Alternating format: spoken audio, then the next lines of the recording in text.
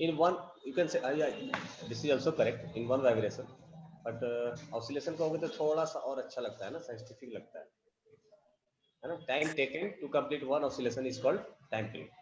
Okay, चलिए थोड़ा जल्दी जल्दी रिप्लाई करो तो लगता है कि हाँ चलो सब साथ में, अदरवाइज 5 मिनट तक बोलना पड़ता है. अनीस सामने दिख गया. चलिए अनीस बताइए, how does sound travel in a medium? Anis, unmute yourself fast. Yes, sir. How does sound travel in medium? Sound travels in solid, gas, and liquid. हाँ ठीक है, वो तो हो गया कि it travels in all the mediums, but how does it travel?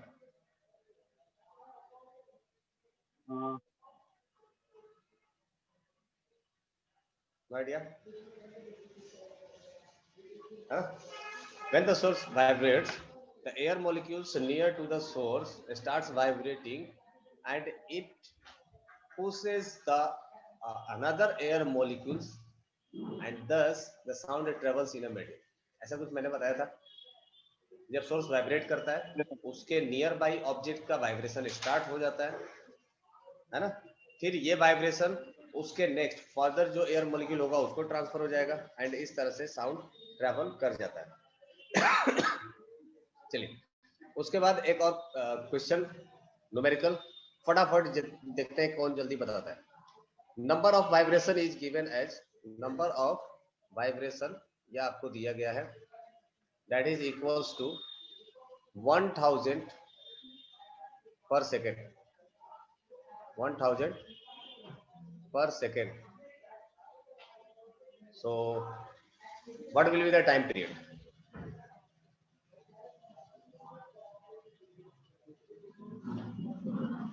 Fast.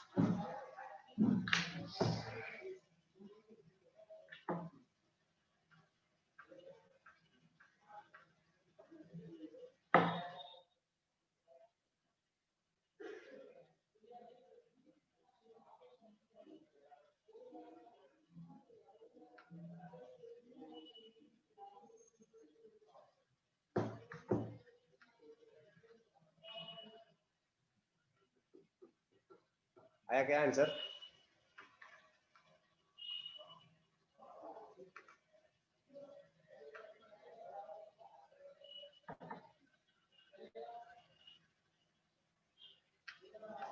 .001 second. Raunak, what we find a time period, we have to find out the time period. Okay Raunak, that is correct answer. .001 second. As we noted, जो हमारा जो हमारा time period होता है, that time period is equals to 1 upon frequency, है ना.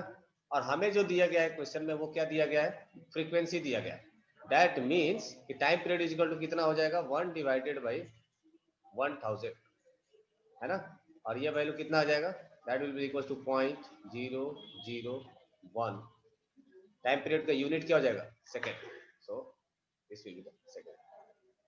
आई hope ये clear होगा. चलिए क्विक रिवीजन हो गया, किसी को कोई डाउट नहीं है. सो हम लोग आज का नेक्स्ट लेक्चर स्टार्ट करते हैं, new chapter, that is light.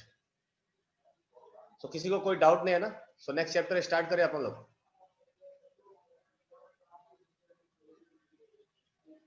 The last time Yes, I am sir. asking to you all. If anyone has doubt, ask me right now. No doubt, sir. Okay, then let's start our next topic. That is light. Light. ये कैसा light है? दिख रहा है ना तुम लोगों को?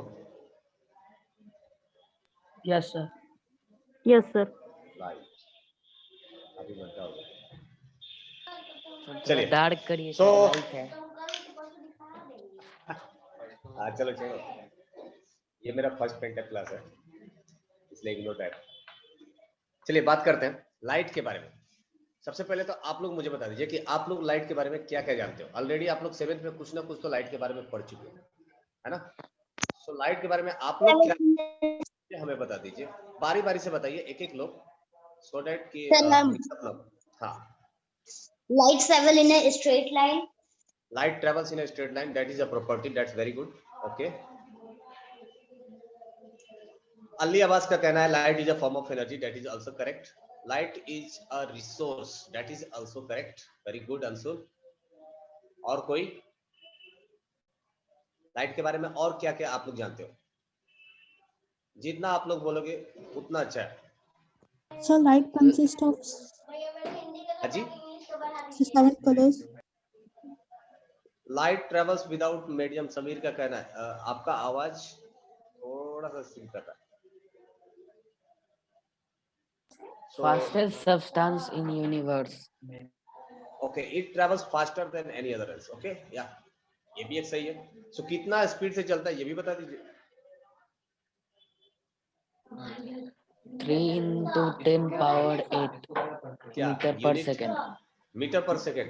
Yes sir. क्या बात कर रहे हैं? सही है क्या? चलो ठीक है. तो ये हो जाता है 3 लाख मीटर पर सेकेंड. और 3 लाख मतलब होता है 10 raised to power 5, not 10 raised to power 8. Okay, yes. तो 3 लाख मीटर पर सेकेंड का मतलब हो जाता है 3 into 10 raised to power 5. 1 lakh में कितना? 5 जीरो होता है ना. हाँ, yes.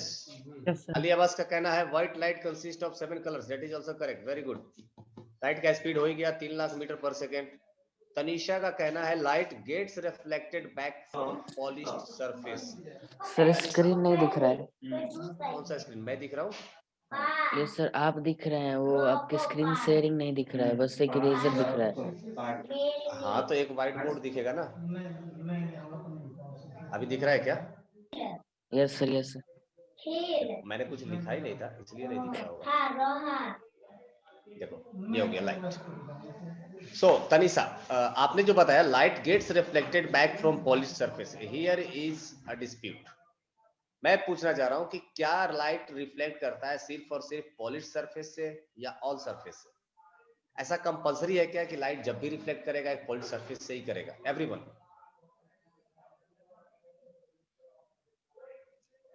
Okay, Samir, remember this point, light cause shadow. So we'll discuss on this point very soon. First of all, reply about क्या लाइट सिर्फ और सिर्फ पॉलिश्ड सरफेस से ही रिफ्लेक्ट होता है?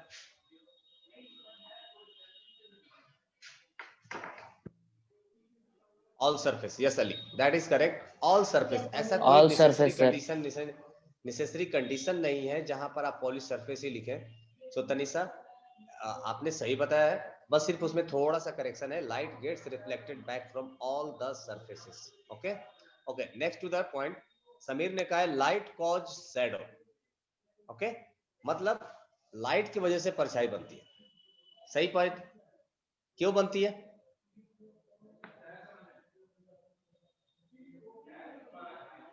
है ना, क्यों बनती है? यहां से 3 पॉइंट और निकल के आएंगे. That is we will know about the medium through which a light can travel. okay, shadow क्यों बनता है? क्योंकि लाइट उस मीडियम के थ्रू पास नहीं हो पाता है, इसलिए वहां पर लाइट नहीं पहुंचता है, तो वो पूरा रीजन डार्क नजर आता है. अब डार्क होने की वजह से हम लोग बोलते हैं कि ये ब्लैक है ना. अगर कुछ नहीं दिखता है तो ब्लैक है. रात में अगर लाइट, क्या बोलते हैं, ब्लैक है चारों तरफ. जहां लाइट नहीं है वहां ब्लैक है. ओके, सो लाइट जिन मीडियम से ट्रेवल कर सकता है उन मीडियम को हम लोग 3 मीडियम में डिवाइड कर सकते हैं. That is transparent, opaque and semi transparent, जहां पर पार्शियली लाइट परमिसिबल है जाने के लिए एंड पार्शियली रिफ्लेक्ट हो जाता है. Am I correct? चलिए. So light is important source for living being, that is also correct Anees. ठीक है, ये तो जरूरी है. लाइट कॉज शैडो, ये हो गया. लाइट रिफ्लेक्टेड, ओके ठीक है. But in regular surface it reflect irregular. चलिए, तो अब हम लोग रिफ्लेक्शन तक, मतलब कुल मिला जुला करके जो हमने बात की है, that is all about the property of light. So अब मैं आप लोगों को बताता हूँ. लाइट जो है ये हमारे लिए बहुत ही एंशियंट टाइम से ही स्टडी का विषय रहा है ना. हमारे जो पुराने साइंटिस्ट जो ओल्ड एज जो थे, उन्होंने स्टार्टिंग से ही लाइट के स्टडी को स्टार्ट कर दिया था. करेक्ट. सो लाइट आज भी हमारे लिए रिसर्च का विषय है, because we don't know all things about the light. So जितना भी हम लोग जानते हैं टिल डेट, हम लोग स्टडी उसके बारे में ही करेंगे. ओके, सो लाइट जो होता है, सबसे पहले मैं आपको बता दूं, इसमें जो फर्स्ट पॉइंट बनता है लाइट के बारे में, without light we can not see. जहां पर लाइट नहीं होता है, क्यों वहां पर ब्लैक कलर क्यों प्रोड्यूस होता है? देखो आशुतोष, ब्लैक कोई कलर नहीं है, actually no colour is called black colour, है ना? So colour black of universe. हाँ, colour of universe is black. क्यों? क्योंकि वहां पर कुछ लाइट रिफ्लेक्ट नहीं होती है, लाइट जस्ट पास हो जाती है, इसलिए colour of universe is black. But आसमान हमारा ब्लू दिखता है, that is all another reasons, उसके बारे में बाद में बात करते हैं। सो ब्लैक कोई कलर ही नहीं है, जहां पर कोई कलर नहीं है वो ब्लैक कलर है, ठीक है? जहां पर लाइट नहीं है, कुछ भी रिफ्लेक्ट नहीं हो रहा है, अगर कुछ भी नहीं दिख रहा है, दैट इज ब्लैक।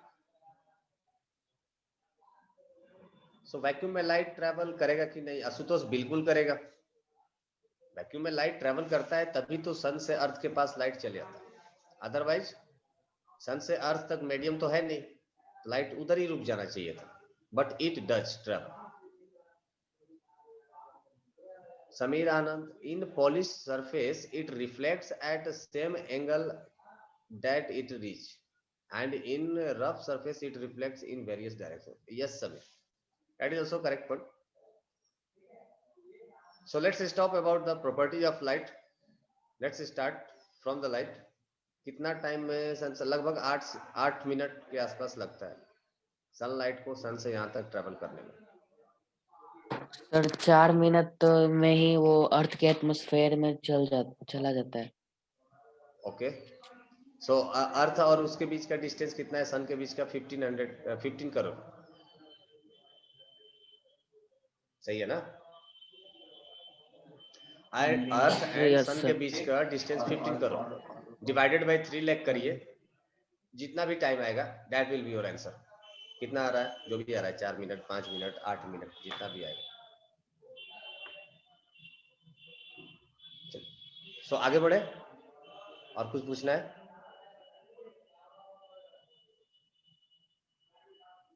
किसी को कुछ डाउट है, कुछ बोलना है? No sir. No. So let's move on.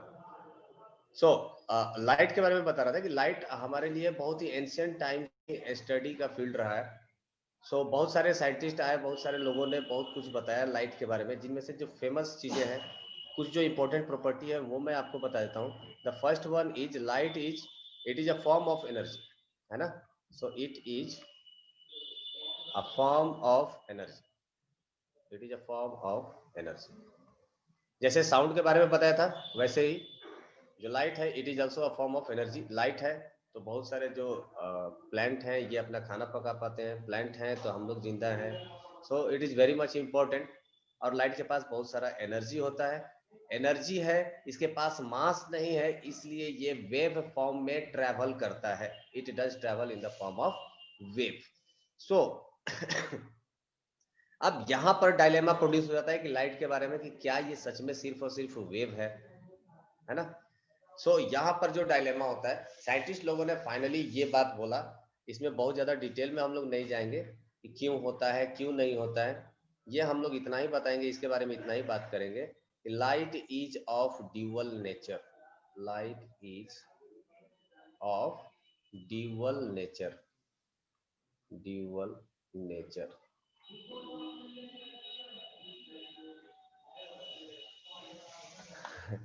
ये ऐसा हैंडराइटिंग वाला पीडीएफ चाहिए क्या? चलो ठीक है, नहीं तुम लोग लिखते रहो यार, अपना तुम लोग मत छोड़ो, आप मेरे भरोसे क्यों रहोगे? चलिए, तो यहाँ पर हम लोग बात करेंगे अबाउट ड्यूअल नेचर। ये ड्यूअल नेचर का मतलब क्या हो गया? ड्यूअल नेचर से मेरा मतलब है, देखिए कोई भी मैटर होता है, कोई भी ऑब्जेक्ट जो है, is everything which produces sound and light both produces pollution, ऐसा कोई जरूरी नहीं है, कोई जरूरी नहीं है तभी। सो ड्यूअल नेचर से मेरा मतलब ये है कि एक होता है जिसको हम लोग बोलते हैं वेव नेचर, है ना? Wave nature. और एक वो होता है जिसको हम लोग बोलते हैं पार्टिकल नेचर, पार्टिकल नेचर।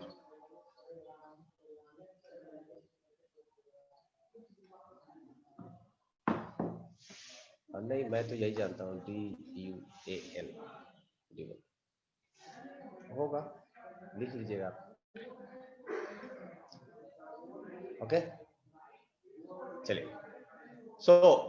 इसमें मैं आपको बहुत ज्यादा डिटेल में नहीं बताऊंगा कि वेव नेचर किसको बोलते हैं, पार्टिकल नेचर किसको बोलते हैं। कौन इंजीनियरिंग कर रहा है भाई बीच में? वेव नेचर किसको बोलते हैं, पार्टिकल नेचर किसको बोलते हैं, है ना? ये मैं आपको बहुत ज्यादा डिटेल में नहीं बताऊंगा, बस इतना ही जान लीजिए कि जो ऑब्जेक्ट वेव के प्रॉपर्टी को शो करता है उसको हम लोग बोलते हैं वेव नेचर। अब ये कुछ प्रॉपर्टी है जो आप लोग 11-12 में डिटेल में पढ़ोगे। ओके, जो पार्टिकल होता है, पार्टिकल नेचर, ये होता है जहां पर आप पार्टिकल जो भी मैटर होता है, मैटर का जो बिहेवियर होता है, अगर वो शो करता है तो उसको हम लोग बोलते हैं पार्टिकल नेचर। अब पार्टिकल का बिहेवियर क्या हो सकता है? जैसे कोलिजन हुआ, कोलिजन होने के बाद ऑब्जेक्ट रिफ्लेक्ट करते हैं, वापस आते हैं, रिटर्न आते हैं, इनके पास मोमेंटम होता है, समथिंग लाइक दैट। ये सब जो कुछ प्रॉपर्टी है इसको हम लोग बोलते हैं पार्टिकल नेचर। तो अगर ये सब शो करते हैं तो हम लोग इसको बोलते हैं पार्टिकल नेचर। क्योंकि लाइट जो है ये दोनों प्रॉपर्टी शो करता है, इसलिए हम लोग इसको बोलते हैं ड्यूअल नेचर, है ना? Light is not a matter. Sir light is of के बाद क्या है? Dual nature. ड्यूअल मतलब समझ रहे हो? देखो लिख रहा हूँ फिर से।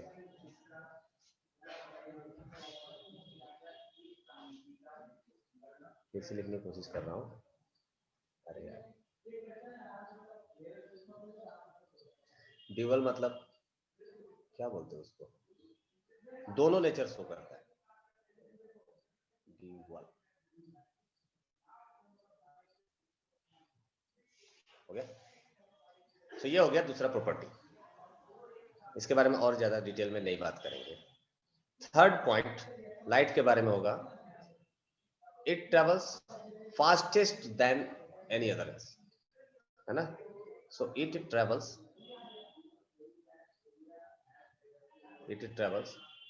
fastest, it travels fastest than anything in the universe। अभी तक का ये यही है। अभी तुम लोग बोलोगे कि ये नहीं मूव कर सकता क्या, वो नहीं मूव कर सकता क्या? देखो आगे क्या होगा ये हम नहीं जानते, लेकिन आज के डेट में अभी तक जितने भी साइंस के पास नॉलेज है उस हिसाब से लाइट का स्पीड सबसे फास्टेस्ट माना गया है यूनिवर्स में। इससे फास्टेस्ट कुछ भी पॉसिबल अभी तक नहीं है। And that speed is equals to, as we know that, we discuss, पहले ही हम लोगों ने बात कर लिया, that speed is equals to 3 lakh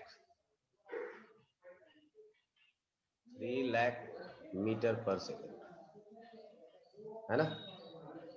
yes, all light have same speed. चाहे वो किसी भी कलर का रहने दीजिए, इससे कोई भी फर्क नहीं पड़ता है, ठीक है? सारे लाइट के पास सेम ही स्पीड होंगे। सर रेड लाइट के पास ज्यादा स्पीड होता है। नहीं, रेड लाइट के पास ज्यादा वेवलेंथ होता है। Wavelength means? अभी इसलिए तो बोल रहा हूँ कि मैं उधर नहीं जाना चाहता हूँ, लेकिन तुम लोग जबरदस्ती खींच के ले जाओगे मुझे। हाँ, वेवलेंथ बताया था ना साउंड में। साउंड और लाइट का एक ही वेवलेंथ है। Wavelength through out the same होगा, वेवलेंथ अलग थोड़ी होगा, एक ही चीज तो है। तो जो वेवलेंथ उसके लिए था वही वेवलेंथ इसके लिए भी होगा। अंशुल, करोगे बदमाशी?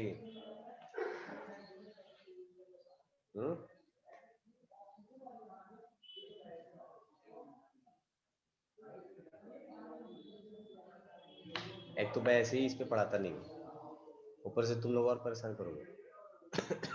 सर एनोटेशन स्टॉप कर दीजिए। हाँ, एनोटेशन स्टॉप कर दीजिए। क्या होता है?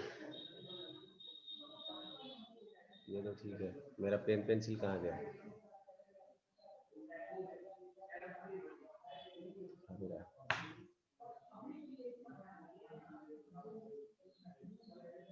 चलो, तो ये हो गया हमारा थर्ड प्रॉपर्टी। फोर्थ प्रॉपर्टी क्या होगा इसके बारे में?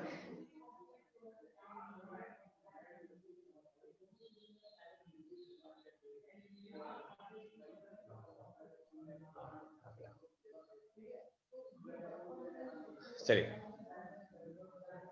अंशुल, रिमूव कर देंगे अभी तुमको, अगर अगले बार किया तो। Wavelength of light is 10 class में पढ़ना है। हाँ, आगे पढ़ना है, पर अभी मैं आपको नहीं बताना चाह रहा हूँ क्योंकि वो बहुत ज्यादा डिटेल हो जाएगा। ओके, तो अभी जितना जानना है उतना ही जानते हैं। Speed of light 3 lakh metre per second होता है and which is the fastest in the universe, ये सबसे ज्यादा फास्टेस्ट होता है। और भी लाइट के बहुत सारे प्रॉपर्टी है, बट ये 3 आप लोग जान के चलिए। ये फोर्थ में फोर्थ भी है। फोर्थ ये है कि it sunlight, the light from sun, light from sun consist 7 colors, है ना। जो सनलाइट होता है उसमें 7 कलर होता है। ओके, अब ये 7 कलर आप लोग जानते हो कौन कौन सा? बीप गयोर जानते हैं ना? Yes, sir. वी, हाँ समीर बोलिए। PIBG, यस रेनबो, GYO, और violet, indigo, blue, green, yellow, orange, red. Orange और रेड, है ना। 1 2 3 4 5 6 7, ये सब आपको नाम पता होगा सबका। ये सब तो पहले से जानते हो ना। ये हो Yes. गया violet, Violet, indigo, blue, green, yellow, orange, red. Orange and red.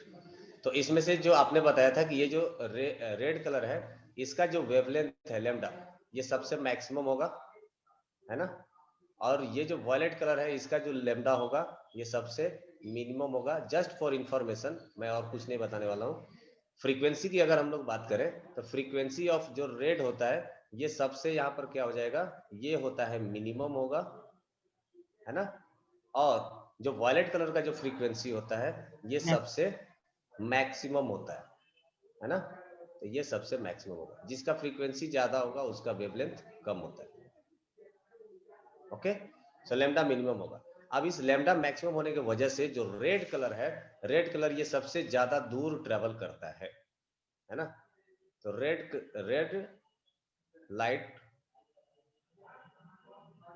Light can travel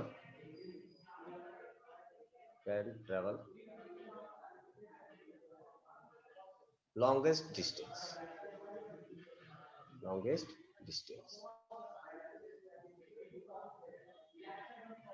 है ना। In universe only these 7 colours. देखो यूनिवर्स में ये 7 कलर, जिसमें से भी 3 प्राइम होते हैं, 3 सप्लीमेंट्री होते हैं। तो ऐसा कुछ नहीं है कि ये 7 कलर ही हैं, इन सबको कंबाइन करके बहुत सारे कलर बनाया जाता है, आपको भी पता है। जो प्राइम है वो 3 है, red, green and yellow, I think ये थर्ड है। सो 3 कलर सबसे प्राइम कलर होते हैं, बेसिक कलर जिसको कहा जाता है, जिनसे बाकी सारे कलर्स मिलकर के बने होते हैं। So light colour, red colour सबसे लार्जेस्ट डिस्टेंस ट्रेवल कर सकता है, red, blue, yellow. Anees, I don't know, मुझे याद नहीं है एग्जैक्ट, इसलिए मैं आपको कंफर्म नहीं बता रहा हूँ।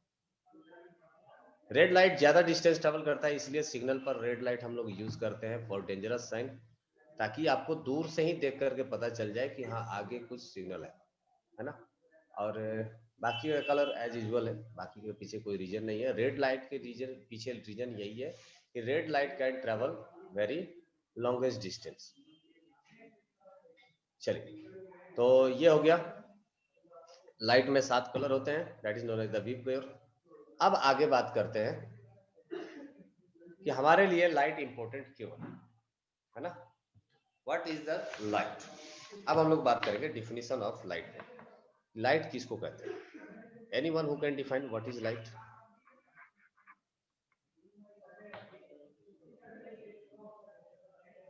What is light? हाँ समीर बताइए। Light is a form of energy which can travel without medium. Okay, और कोई? It is a form of wave. Form of Wave. Wave, ठीक है, that is not the definition. आप लोग जो Electromagnetic कुछ भी radiation. इलेक्ट्रोमैग्नेटिक वेव है, that's correct, but this all are property, है ना? Anyone who give a sensible definition? ये तो हम लोगों ने प्रॉपर्टी में बात किया। हाँ, लाइट को देखिए, सिंपली हम लोग ऐसे डिफाइन कर सकते हैं, anything which gives the sensation of vision is called light. Simple definition है इसका। Anything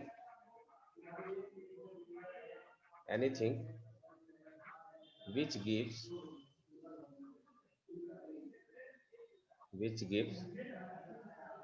sensation of vision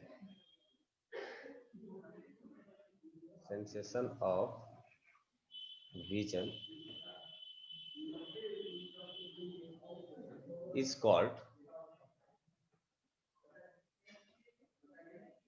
called light। ठीक है, कोई भी चीज जिससे कि हमें दिखता हो, दिख सकता है, या हमें जो देखने में मदद करता है, उसको हम लोग बोलते हैं लाइट। अगर लाइट है तभी हम लोग देख पाते हैं, लाइट नहीं है तो हम लोग देख नहीं पाते हैं। अगर लाइट नहीं होगा तो सब चीज हमें डार्क नजर आता है ना? सो जब भी अगर रात की बात करें, अगर लाइट नहीं है, अगर आप किसी चीज को देखने की कोशिश करोगे तो वो हमें डार्क नजर आएगा। लेकिन जब चीजें अगर दिख रही हैं, दैट मीन्स कि उस पॉइंट से हमारी आंखों तक एक लाइट आ रहा है। अब उस पॉइंट से हमारी आंखों तक लाइट आने का दो रीजन हो सकता है, या तो वो लाइट खुद ही प्रोड्यूस करे, या वो किसी और के द्वारा लाइट ऑब्जर्व करके हमारे पास भेज दे, या रिफ्लेक्ट करके भेज दे। दोनों ही ट्रू। बात आई समझ में? In the definition we remove vision and add here, then it is definition of sound। हाँ समीर कह सकते हो, anything which gives the sensation of hearing is called sound, and anything, देखो साइंस आपने बहुत ही सही पकड़ा है, क्योंकि आप डेफिनेशन ना रट करके आप सोचोगे कितना डेफिनेशन आप रटोगे। You will have to just compare the definitions कि पिछले वाले में क्या पढ़ा था, अब हम लोग क्या पढ़ रहे हैं, दोनों के बीच में एक रिलेशन है ना? अभी समझो कि एक लाइन से आपने दोनों डेफिनेशन आपने याद कर लिया, किसका? साउंड का भी और लाइट का भी, है ना? चलिए, तो अब हम लोग बात करते हैं कि ये हमें सेंसेशन ऑफ विजन देता कैसे। जैसे मान लीजिए कि अगर ये कोई ऑब्जेक्ट है ना, और ऑब्जेक्ट से अगर कोई लाइट बाहर निकलता है, और यहां पर हमारा बना हुआ है आंख, हमारे पास आंख है, ये कुछ ऐसा है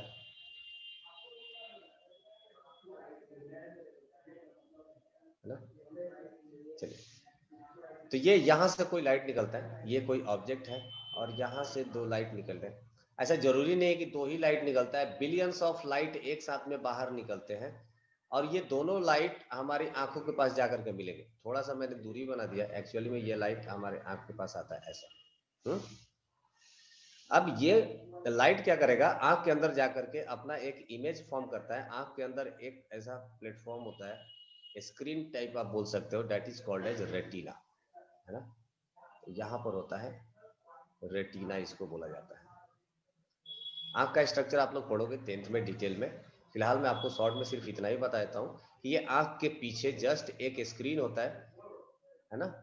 जैसे प्रोजेक्टर हम लोग कैसे करते हैं, प्रोजेक्टर का इस्तेमाल करते हैं ना, जहां पर हमको इमेज बनाना होता है, वहां पर एक कुछ ऐसा या तो आप धोती टांग देते हो, कोई कपड़ा व्हाइट सा, या कोई स्क्रीन टांग देते हो जहां पर आपको इमेज वो दिखता हुआ नजर आता है। दैट स्क्रीन, वो स्क्रीन का काम हमारी आंख के पीछे क्या करता है, रेटिना काम करता है, उसका नाम है रेटिना, है ना?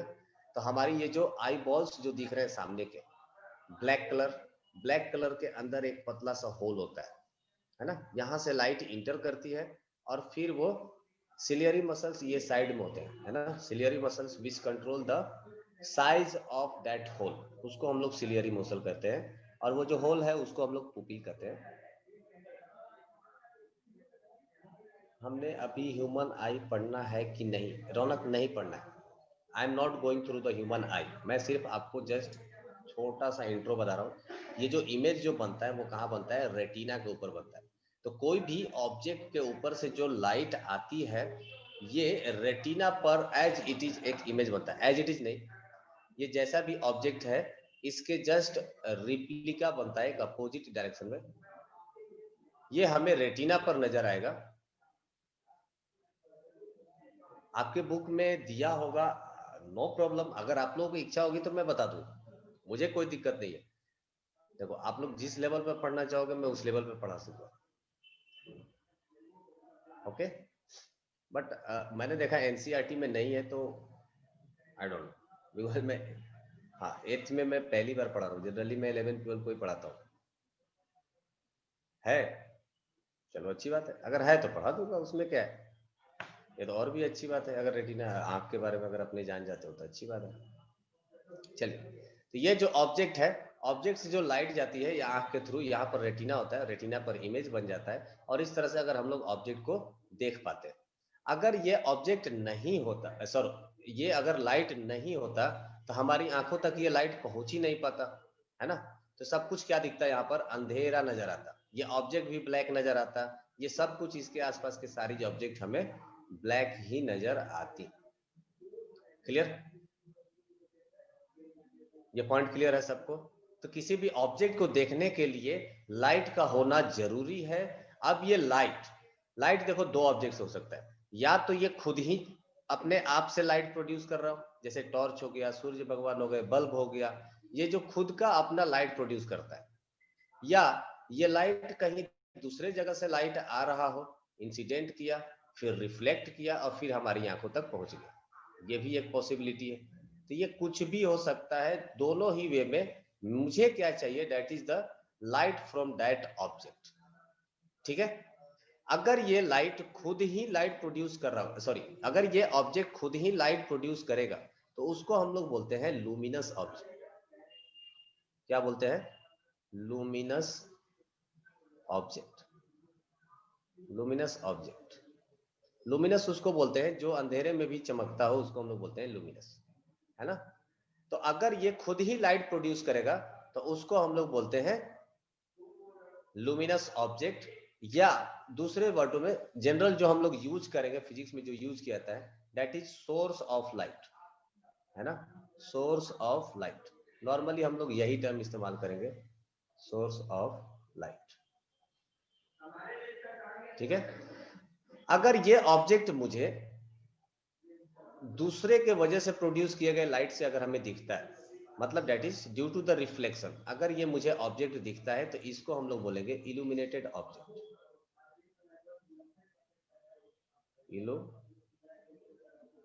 Illuminated object. अब आप लोग बताइए कि सन कौन सा ऑब्जेक्ट होगा इसमें से? इल्यूमिनेटेड होगा या लुमिनस होगा? Luminous. और illuminated Luminous. Object, illuminated object का कोई नाम Moon. बताइए। मून। मून, ठीक है। Earth. अर्थ भी है, क्योंकि अर्थ को हम लोग खुद यहाँ पर देख पाते हैं, लेकिन अगर आप मून पर जाएंगे तो अर्थ को भी चमकता हुआ देखेंगे। That is also illuminated object. चलिए, ये क्लियर है। नेक्स्ट आगे बढ़ते हैं। यहाँ तक किसी को डाउट नहीं है ना? किसी को कोई दिक्कत नहीं है ना? No sir. चलिए, फिर इसके बाद हम लोग बात करते हैं about reflection, reflection of light. So reflection of light, कितने लोग जानते हैं रिफ्लेक्शन के बारे में? जो जानते हैं वो बता सकते हैं। Reflection of light, yes Sameer बताइए। The bounce back of light from a surface is called reflection of light. Bounce back of light from the surface is called reflection. और कोई? हाँ, दो लोगों ने रेज हैंड किया है, कौन कौन है? The beam of light that okay sir, एक second. The beam of light that goes to a surface and bounce back is called reflection of light.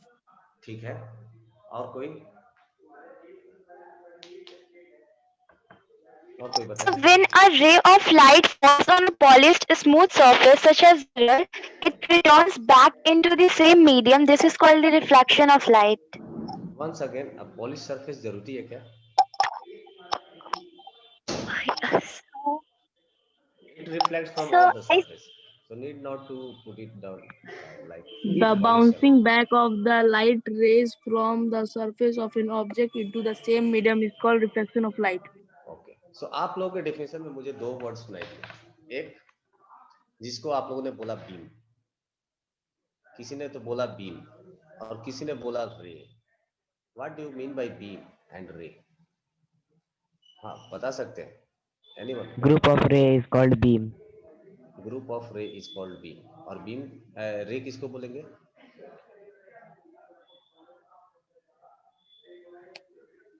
कोई बताएगा? रे A क्या है? straight Unit of beam. a straight line draw along the direction of propagation of light is called ray.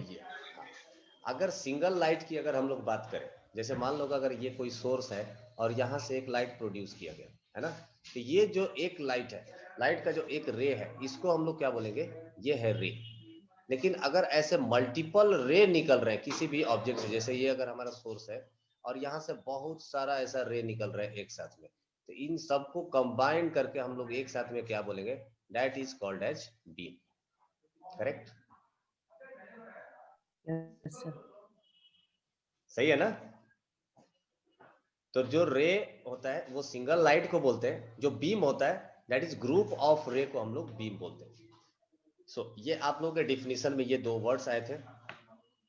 Is light visible to us? अरे light हम लोग को visible है, लाइट से तो हम लोग देख पाते हैं ना। सर अगर हम लोग लाइट को देख पाते हैं हाँ। तो फिर जैसे कि अगर हम किसी चीज को देख पाते हैं उसी पे ना, जब जैसे लाइट उस पर रिफ्लेक्ट करके हम लोग पे आए, हाँ, तभी हम लोग देख पाते हैं। ऑफ कोर्स तो अगर वो रिफ्लेक्ट नहीं किया तो हम लोग उसको नहीं देख पाएंगे। नहीं देख पाएंगे। अगर ऐसा होता कि लाइट हमें दिख जाता, मतलब विदाउट रिफ्लेक्शन, तो फिर सूर्य से आने वाला जो रोशनी है तो हमारा यूनिवर्स चमकता हुआ नजर आता। ब्लैक क्यों नजर आता फिर? है ना? तो चारों तरफ लाइट का शैडो क्यों नहीं होता है? लाइट का शैडो इसलिए नहीं होता है क्योंकि लाइट का कोई ऐसा पार्टिकल नहीं होता है लाइट के अंदर। It does shows the property of matter but actually it is not a matter. Light के पार्टिकल के पास मास नहीं होता है ना? तो ऐसा होता है कि एक लाइट इधर से आ रहा है, सपोज दैट, इधर फिगर से समझ, मान लो कि एक लाइट कुछ ऐसा गया है ना, और दूसरा लाइट इधर से आया है, तो ये दोनों आपस में टकरा करके लाइट कुछ ऐसा चला जाना चाहिए था। ऐसा भी तो पॉसिबल है ना? मतलब एक लाइट ऐसा सीधा जा रहा है, मान लो कि एक इधर से बाइक आया, एक इधर से बाइक आया, दोनों टकराए तो दोनों ऐसे कुछ निकल जाएंगे, साइड में कहीं गिर जाएंगे। सिमिलरली लाइट के साथ भी ऐसा होना चाहिए था कि एक लाइट इधर से मारा गया, एक टॉर्च कोई इधर से जला रहा है, एक टॉर्च कोई उधर से जला रहा है, और दोनों मिल करके बीच में से कहीं से लाइट निकल जाता। पर ऐसा होता है क्या? नहीं होता है। Light does not collide with each other. क्यों? क्योंकि उनके पास मास नहीं है, मोमेंटम नहीं है, दोनों एक दूसरे के डायरेक्शन को बदल नहीं सकते। डायरेक्शन तब बदलेगा, जैसे फोर्स एंड प्रेशर में मैंने आप लोगों को बताया था कि अगर डायरेक्शन तभी बदलेगा जब उसके ऊपर कोई फोर्स लगेगा, और फोर्स लगेगा इसका मतलब इसके पास कुछ ना कुछ मोमेंटम अगर चेंज होगा तभी। तो लाइट एक दूसरे के डायरेक्शन को चेंज नहीं कर सकते, they will just easily cross each other. इसलिए मैं बोल रहा हूँ कि लाइट थोड़ा सा पेचीदा टॉपिक है। लाइट को अगर आप चेक करने जाओगे कि क्या ये पार्टिकल है, तो बोलेगा कि हाँ मैं पार्टिकल हूँ। लाइट को जब आप चेक करने जाओगे क्या ये वेव नेचर का है, तो बोलेगा कि हाँ मैं वेव नेचर का हूँ। So exactly no one knows कि व्हाट इज इट इज। बहरूपिया जानते हो ना? बहरूपिया ये वही है ना? जो आप चेक करने जाओगे ये वैसा ही प्रॉपर्टी शो करता है। इसलिए साइंटिस्ट लोगों ने बोल दिया था लाइट के बारे में कि it is of the dual nature, neither it is particle nor it is wave. Okay, अगर ये पार्टिकल होता, मैंने बताया ना कि दो लाइट, अगर मैं इधर से एक लाइट मारता हूँ और एक लाइट इधर से आता है, दोनों टकरा करके ऐसा बीच में से निकल जाना चाहिए था लाइट। वैसा तो होता नहीं है, they just cross each other. है ना। या अगर मान लो सामने से कोई आदमी आ रहा है, उसके ऊपर एक टॉर्च से लाइट जला देते तो वो गिर जाता नीचे, पर ऐसा भी नहीं होता है, लाइट जलाने से किसी को चोट नहीं लगती है।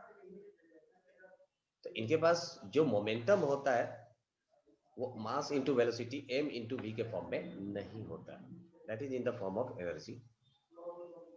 ओके, तो हम लोग जस्ट एक कंपेयर, वो बात की बात है, मैं उतना डिटेल में अभी नहीं जाऊंगा। सो आई होप ये क्लियर हो गया होगा अबाउट द बीम एंड रे। लाइट का कोई यूनिट नहीं है, लाइट के इंटेंसिटी को हम लोग मेजर कर सकते हैं, that is called as luminous value. तो लुमिनस वैल्यू से हम लोग मेजर कर पाते हैं लाइट के इंटेंसिटी को, ना कि हम लोग लाइट को मेजर करते हैं। कितना इंटेंसिटी का लाइट आ रहा है, कितना एनर्जी का light per unit area per second incident हो रहा है, that is called as intensity. तो वो हम लोग इंटेंसिटी मेजर करते हैं। क्लियर है Sameer? Anis, scattering of light के ऊपर आते हैं। स्टार्टिंग में अभी पहले ये रिफ्लेक्शन तो जान लें। So as per your definition, reflection of light is bouncing back of light from a surface.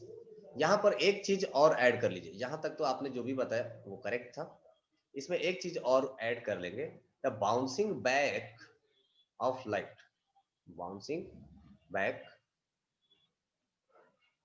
Of light from a surface, from a surface. और एक चीज जो मैं यहाँ पर ऐड करना चाहता हूँ, that is the bouncing back of light from a surface in the same medium, in the same medium of incidence, same medium of incidence is called reflection, same medium of incidence is called reflection, is called reflection। Okay, इसका मतलब क्या होगा कि जिस medium में light incident कर रहा है उसी मीडियम में ये बाउंस बैक करना चाहिए। ऐसा नहीं कि ये किसी और मीडियम में अगर बाउंस बैक करने लगेगा, that will not a reflection, है ना।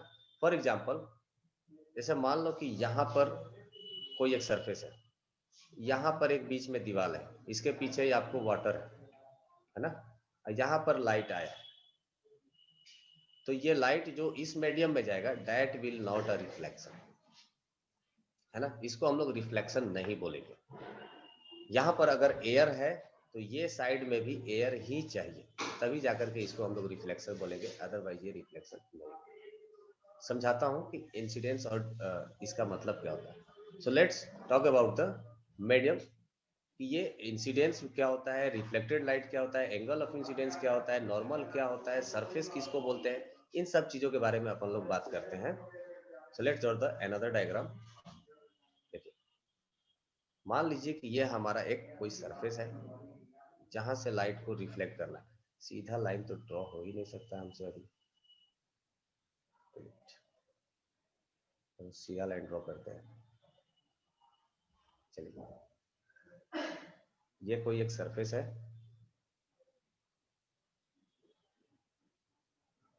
और यहां से जो लाइट, यहां पर मान लीजिए कि कोई सोर्स है और ये सोर्स से कोई एक लाइट आ रहा है क्योंकि सरफेस पर इंसिडेंट हो गया, है ना।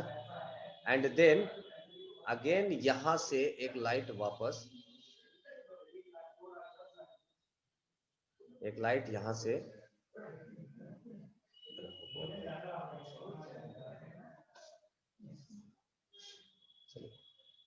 यहां से लाइट वापस एक इस मीडियम में रिफ्लेक्ट हो जाएगा।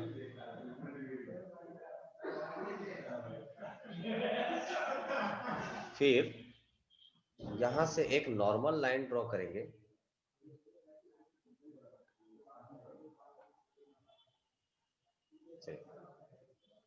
ये जो लाइन जो मैंने ड्रॉ किया है this is called as normal. अब मैं इसका नाम दे देता हूं, किसको क्या बोलते हैं। ये जो लाइट है ये सरफेस के साथ 90 डिग्री बना रहा है, इसलिए पहले तो इसका नामकरण कर देते हैं कि इसका नाम क्या है। This is called as surface. हम लोग ने इसको नाम मत दिया है ये सरफेस है। ये जो बीच में जो है, जो सरफेस के साथ 90 डिग्री पर बन रहा है, इसको हम लोग बोलेंगे नॉर्मल, है ना।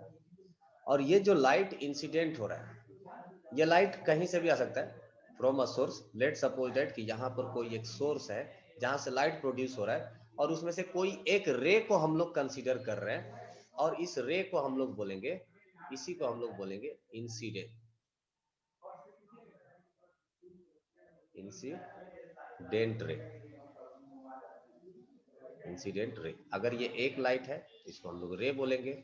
अगर नंबर ऑफ ग्रुप ऑफ रे होंगे तो उसको हम लोग बीम बोलते हैं। और ये जो रिफ्लेक्ट हुआ, इसी को हम लोग बोलेंगे रिफ्लेक्टेड रे। ये आप लोग फिगर बना लीजिएगा, क्योंकि ये आप लोग को एक्सप्लेन करना रहता है, रिफ्लेक्टेड रे। तो हो सकता है कि सब्जेक्टिव जब एग्जाम होगा तो आप लोग से पूछा जाएगा कि explain reflection of light from a plane surface. वहां पर आपको ये डायग्राम बना करके एक्सप्लेन करना पड़ेगा। ये फिगर आपको आनी चाहिए, लेबलिंग आपको आना चाहिए। इसका मैं नाम रख देता हूँ, इसका कुछ सोर्स ऐसा मैं दिखा देता हूँ, तो पता चलेगा कि ये अंडा में से आ रहा है।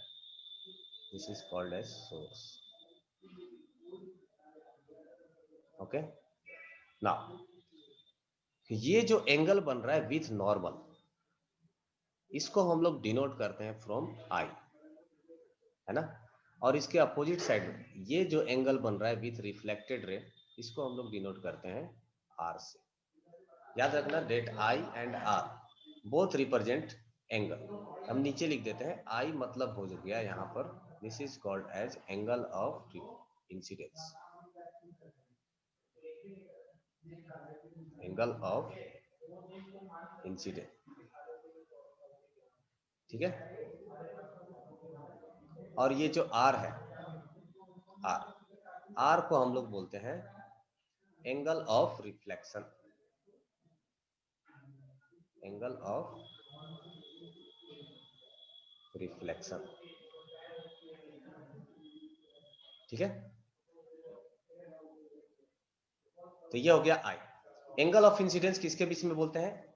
The angle between incident ray and normal is called angle of incidence. Okay, इन सबको बारी बारी से अपन लोग डिफाइन करेंगे। पहले टर्म समझ लेते हैं कि किसको क्या बोलते हैं। This is called I, I मतलब हो गया एंगल ऑफ इंसिडेंस, आर मतलब एंगल ऑफ रिफ्लेक्शन, और ये जो नॉर्मल है that is a line perpendicular to the surface.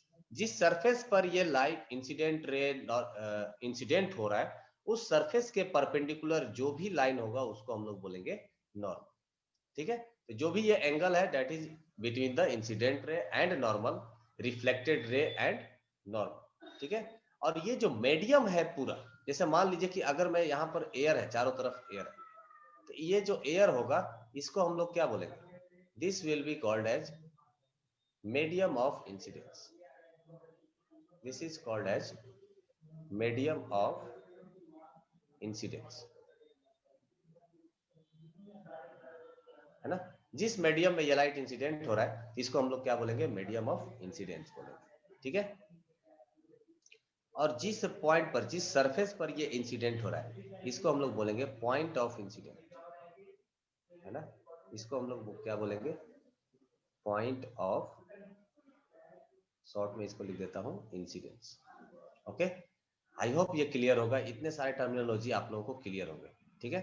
This arrow represent the direction of incidence, है ना। और ये जो एरो है ये रिप्रेजेंट करेगा डायरेक्शन ऑफ रिफ्लेक्शन, क्लियर।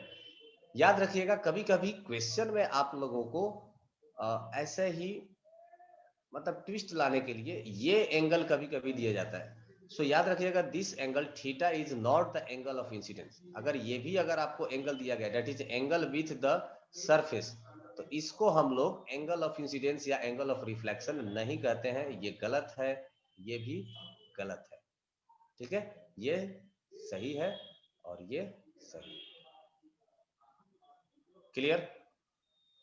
कोई दिक्कत? यहां तक किसी को डाउट है क्या?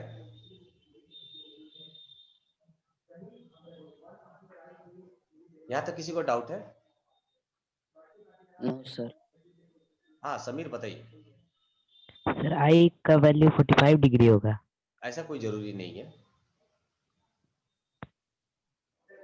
ऐसा कोई जरूरी Okay, नहीं sir. कि आई का वैल्यू 45 हो। आई का वैल्यू कुछ भी हो सकता है फ्रॉम 0 to 90 डिग्री। चलिए अब हम लोग बात करते हैं बारी बारी से सारे टर्म्स के बारे में। अगर इनको डिफिनीशन हम लोग को डिफाइन करना पड़े तो हम लोग डिफाइन कैसे कर सकते हैं? इंसिडेंट रे को हम लोग क्या बोलेंगे? How can we defined incident ray? Incident रे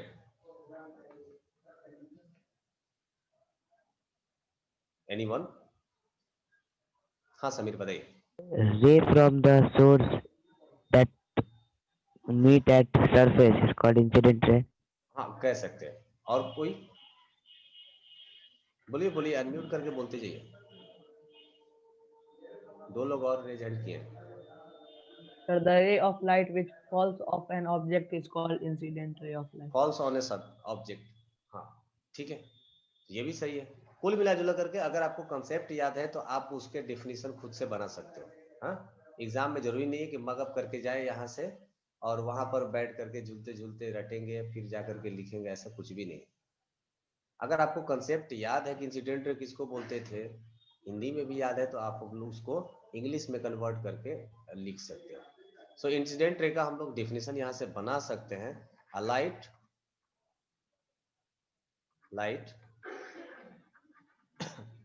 coming from source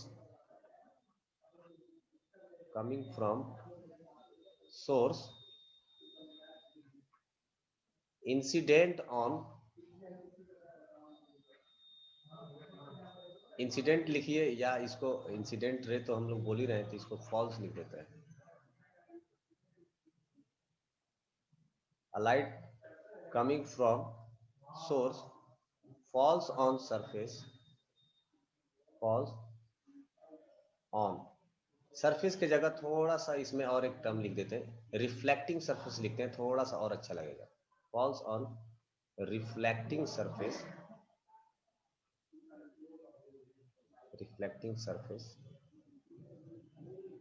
is called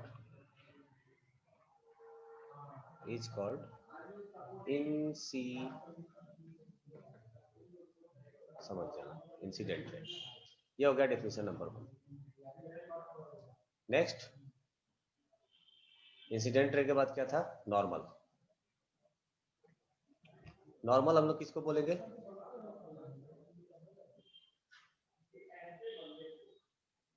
normal किसको बोलेंगे? A line perpendicular to reflecting surface is called normal। तो इसको हम लोग क्या बोल सकते हैं? A line perpendicular to reflecting surface। अब मैंने परपेंडिकुलर ऐसे लिखा है, तुम एग्जाम में ऐसे मत लिख देना। Perpendicular to reflecting surface is called normal।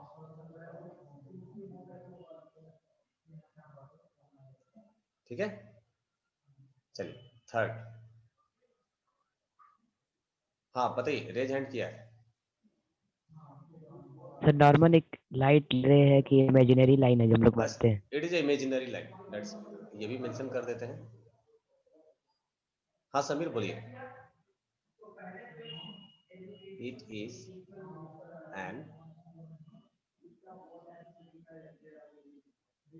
imaginary line, not light ray। ये कोई लाइट रे नहीं है, ये सिर्फ और सिर्फ क्या है? एक इमेजिनरी लाइन है। चलिए, so third point is incident ray, sorry reflected ray. The ray, हाँ बोलिए बोलिए। the ray of light which gets bounced back or reflected from the surface of an object is yes known as very good. reflected ray. The light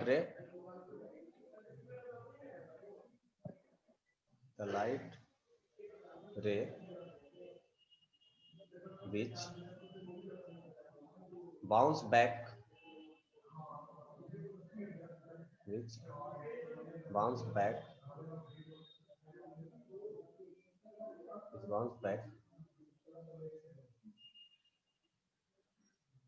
from the reflected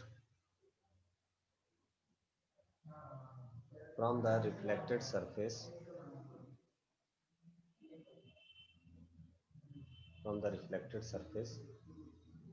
is called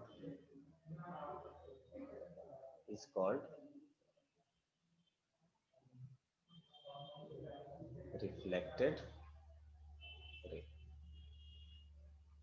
ये हो गया 3। इसके बाद incident angle, The angle between the incident ray and normal at the point of incidence is known as angle of incidence. Very good. So इसको हम लोग क्या बोलेंगे? It is denotes as O. Incident angle. Incident angle को क्या बोलेंगे? The angle between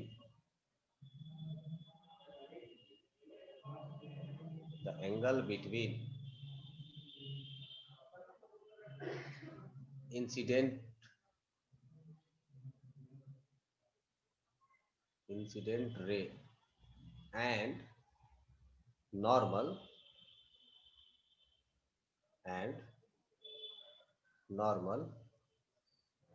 is called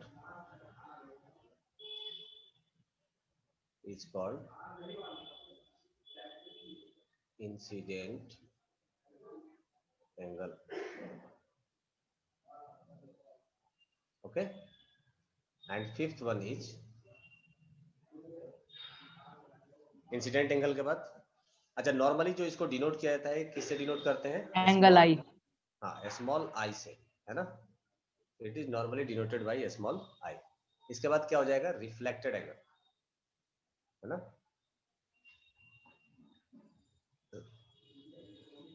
reflection angle. Reflection angle में क्या हो जाएगा? द सेम, यही लाइन होगा। The angle between reflected ray and normal is called incident angle. तो लिख सकते हैं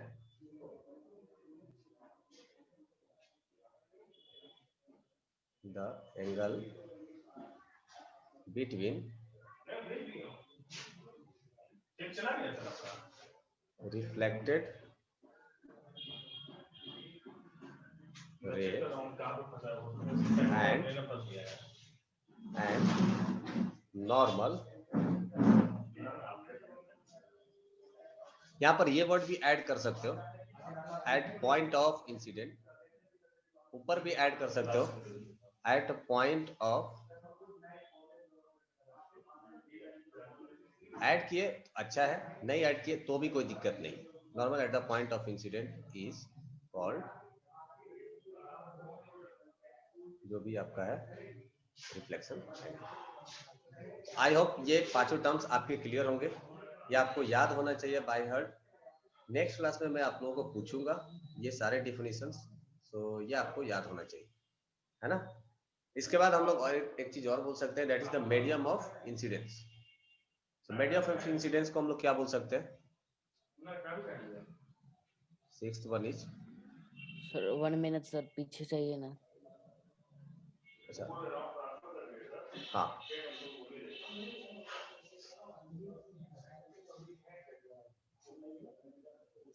समझ में आ रहा है जो मैंने लिखा है? Yes sir, बहुत अच्छे से। अच्छा, यस सर डन। अंग्रेजी में लिखा हूँ। हैंड राइटिंग कितना अच्छा है। ऐसे तुम लोग एग्जाम में लिख दोगे ना, काट कूट के 0 नंबर दे देंगे सर। ऐसे मत लिखना। 100 में 100 मिलेगा। हाँ, इसी उम्मीद में लिखना मत ऐसे। चलिए, ये हो गया ना? आगे बढ़े क्या? Yes sir.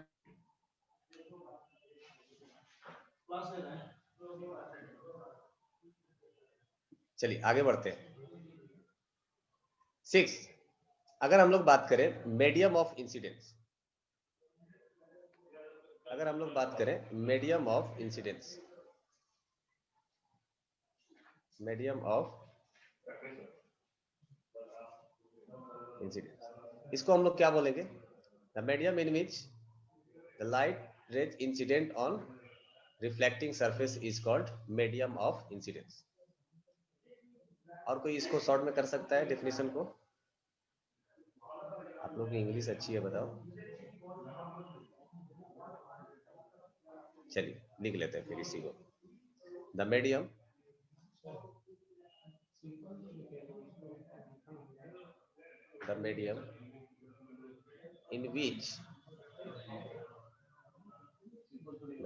in which light rays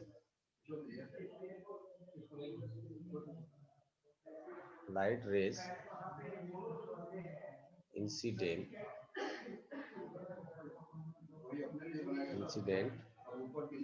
on reflecting surface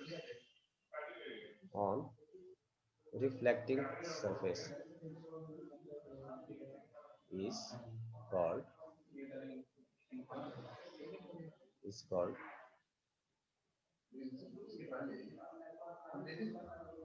medium of incidence। ठीक है।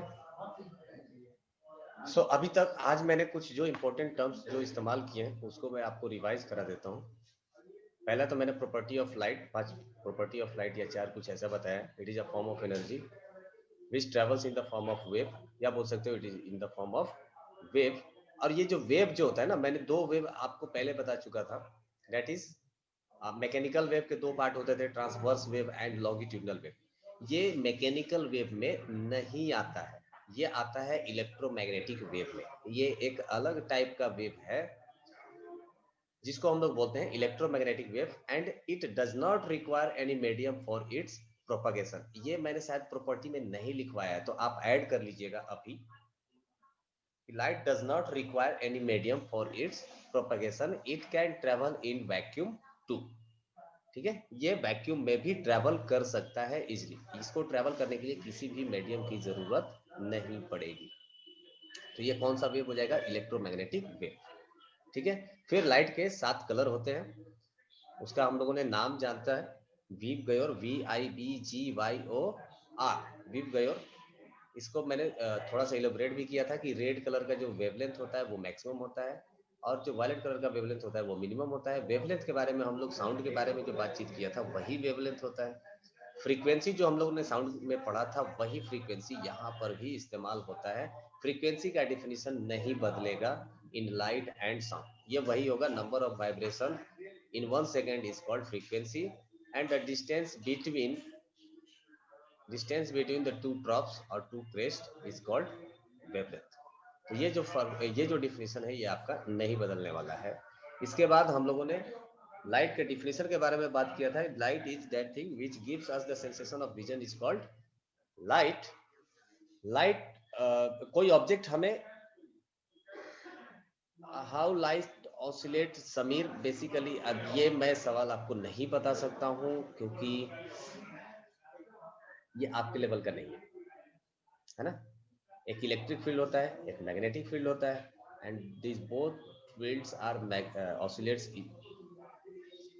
दिस टू बोथ, ये जो दोनों जो होते हैं ना, दिस 2 फील्ड्स आर ऑसिलेटिंग, यही आपस में ऑसिलेट करते हैं, म्यूचुअली ऑसिलेशन होता है इन दोनों के बीच में। तो ये मैं इसके आगे मैं आपको नहीं बता सकता है ना। देयर आर सर्टेन लिमिट्स जिसके आगे हम लोग क्रॉस नहीं करना है।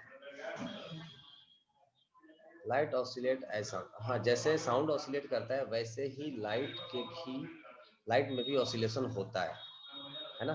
पर यहाँ पर ऑसिलेशन किसी और चीज का होता है, वहां पर ऑसिलेशन किसी और चीज का होता था। But something oscillates in light too, कुछ ना कुछ ऐसा चीज है जो कि लाइट में भी ऑसिलेट करता है। ठीक है समीर? ओके। सो उसके बाद कैसे हम लोग किसी ऑब्जेक्ट को देखते हैं इस बारे में हम लोगों ने बातचीत किया था कि when any object reflects light और if it behaves as a source, then light coming from that object to our eye gives us the sensation of vision.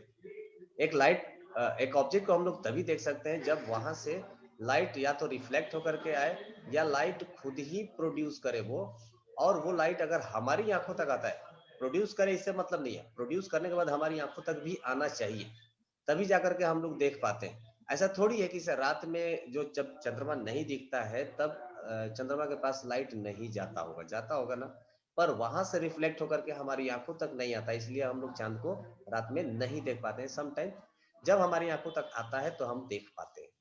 Okay, so light का प्रोड्यूस करना and reflection is not enough, it should must come to our eye, हमारी आंखों तक आना चाहिए, तभी जाकर के हम देख सकते हैं।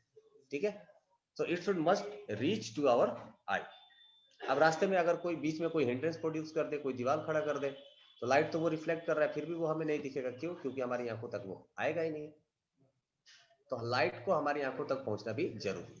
देन मैंने वहां पर दो टर्म्स इस्तेमाल किए थे, वो इंपॉर्टेंट है, that is the luminous object and illuminated object. Luminous object उसको बोलते हैं जो लाइट खुद प्रोड्यूस करता है, उसको हम लोग बोलेंगे luminous object.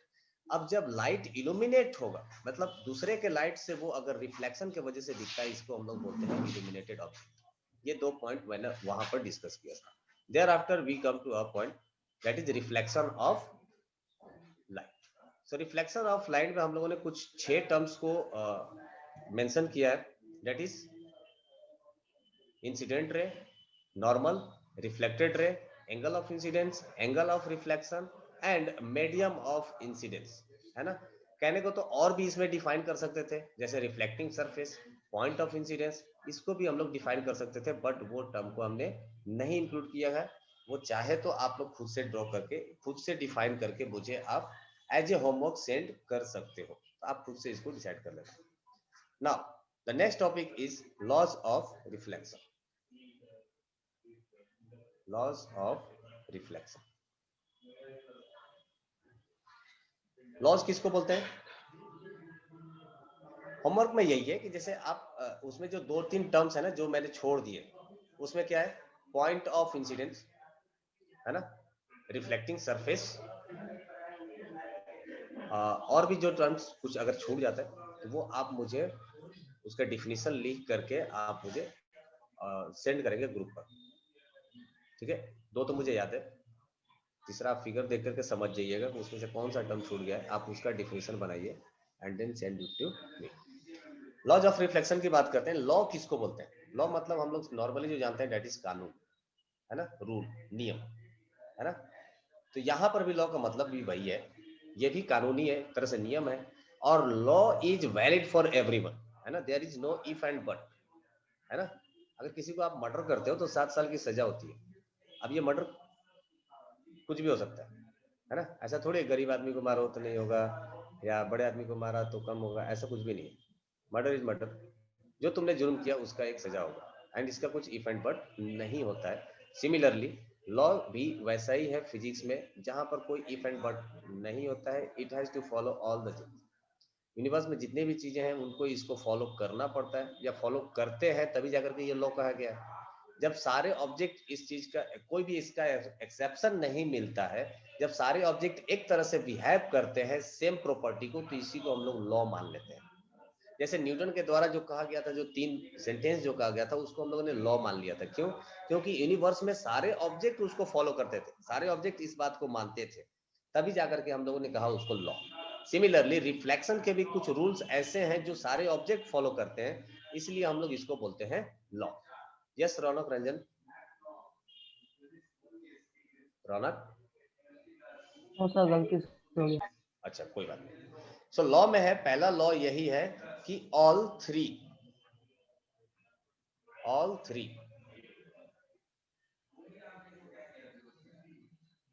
that are incident ray,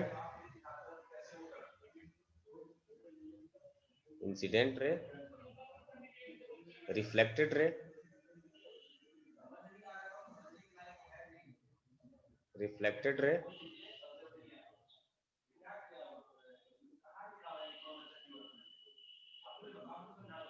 and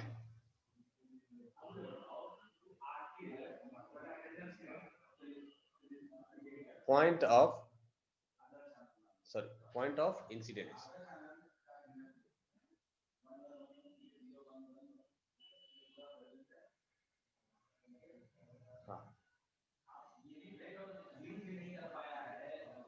All three that are incident ray, reflected ray, and point of incidence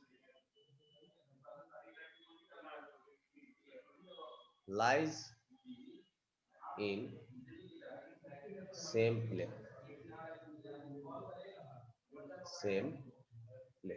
इसका मतलब क्या हो गया कि ये जो भी हम लोगों ने ये एक सरफेस जो ड्रॉ किया था और ये जो लाइट इंसिडेंट हो रहा था, फिर ये रिफ्लेक्ट हो रहा था, ये जो नॉर्मल है ना, ये जो नॉर्मल था, इसमें नॉर्मल भी ऐड कर सकते हैं. All three that are incident ray, reflected ray, point of incident, एक टर्म और कर सकते हैं नॉर्मल. अब ये नॉर्मल ऐड कर देंगे तो ये 3 नहीं बच जाएगा. तो हाँ आशुतोष, टाइम अप हो गया, आई नो.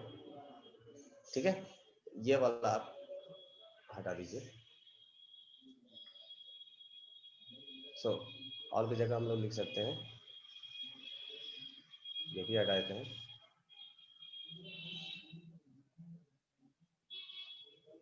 बस 1 मिनट दीजिए, 1 मिनट.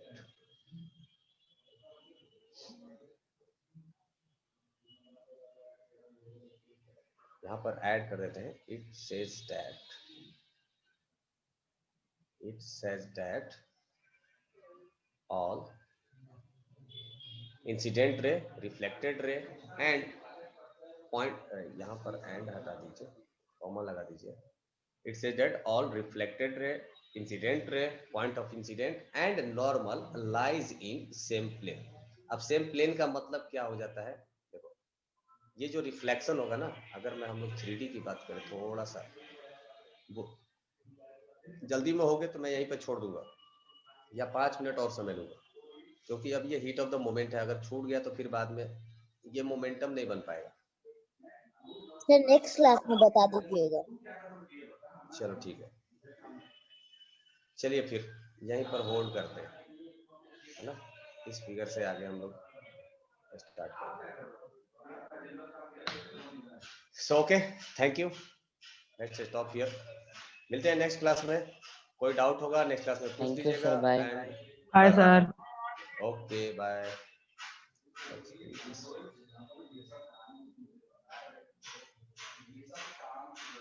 हाँ समीर बताइए, कोई दिक्कत है क्या?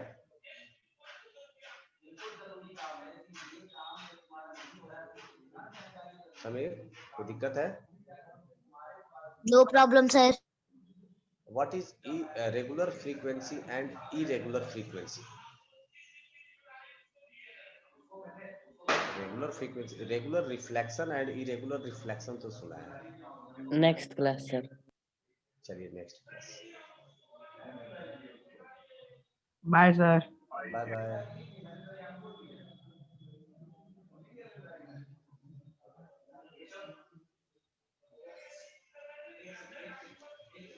बाकी लोग जा सकते हैं, कोई दिक्कत नहीं है. किसी का डाउट है तो वो रुक करके अपना डाउट क्लियर कर, है ना.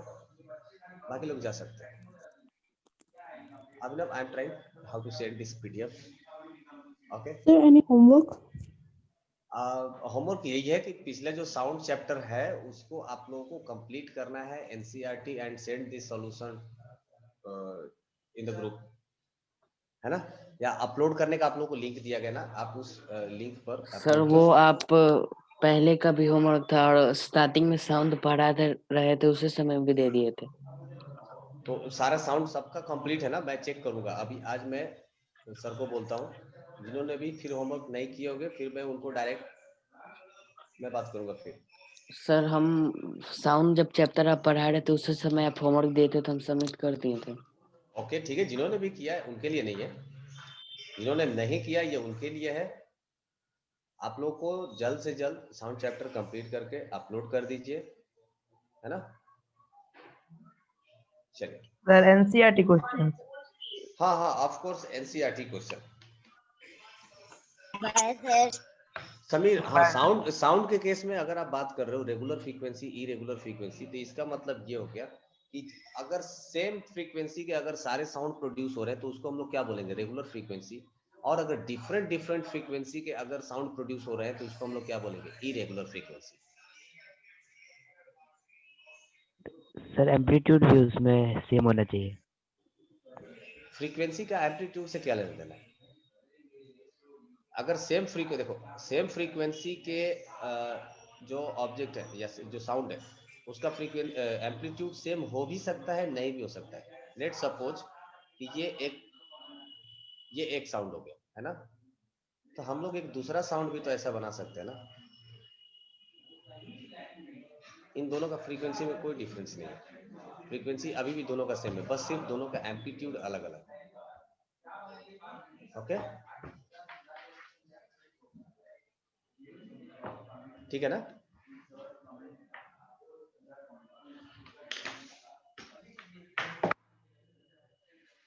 चलिए समीर। सर हाँ, और कोई दिक्कत है क्या? सर चैप्टर पूरा कंप्लीट करके सेंड करना है। हाँ, पूरा सॉल्व करके। साउंड खत्म हो गया ना, तो खत्म यस हो गया, सर। पूरा आप कंप्लीट करके उसको सर सॉल्यूशन। जो समझ में नहीं आएगा वो पूछे ना। अब बिल्कुल, ऑफ कोर्स, जो समझ में नहीं आए क्वेश्चन वो ग्रुप पर जरूर सेंड करिए। Okay okay hi sir.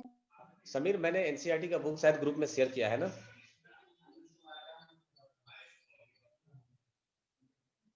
Group में सब लोगों को शेयर किया नहीं है?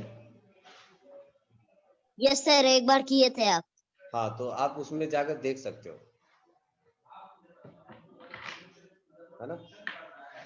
चलिए देखता हूँ ये फाइल सेव करने के लिए यार कैसे सेव करें।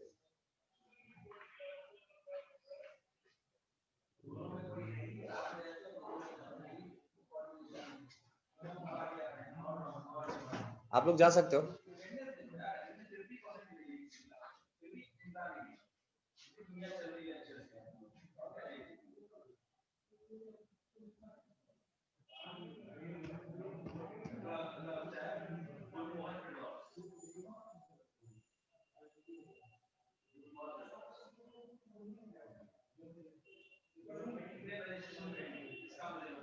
Okay okay okay Sameer, got it.